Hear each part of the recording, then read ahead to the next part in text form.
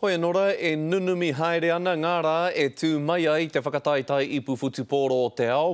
A tērā te heitara nā te whakataitai nei ka puea ake ētahi paenga ki ngā umanga o Aotearoa.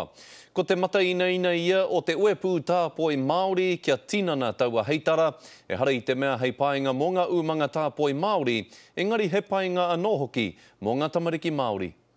He ipu e tō mai ai te iti me te rahi ki Aotearoa nei. Te tūmanako me nā pūtea hoki mā te umana tāpoi o Pōtiki. We're really just putting together packages for international groups at the moment. Ina te maha o nā tānata no tā wāhi ka whakarawika mai ki te whakataetae. Tai atu hoki ki nā kai pāpāho. Ko te mahi mā Pōtiki, he whakatairana i ana kaupapa ki tēnei huna. We're working closely with Tourism New Zealand. We're on call for them for any journalists that they have that are coming over for the Rugby World Cup in terms of hosting in Auckland and right up into the far north. Kei te mōhioa Pōtiki mō tā rātou kawe i nā tūruhi ki nā wāhi Māori o te whaitua nei. I aia nei ka kitea tō rātou taha mana aki tanata. We are providing accommodation which is marae-based. So we are able to transport people to the games in Auckland, but we're also able to host on the marae and provide different activities. I tēnei wā ko nā utu mo te kotahi pōkiru na marae ko te whārau tāra.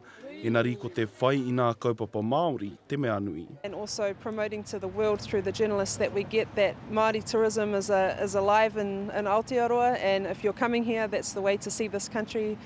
Mō te Garrett o te tohu tākaro Māori, he kaupapa pea e whai wāhi ai nā tamariki Māori. We have an event here now that's, I think it's the second or biggest sporting event in the world, the Rugby World Cup, and we've got our kura kaupapa exposed to that.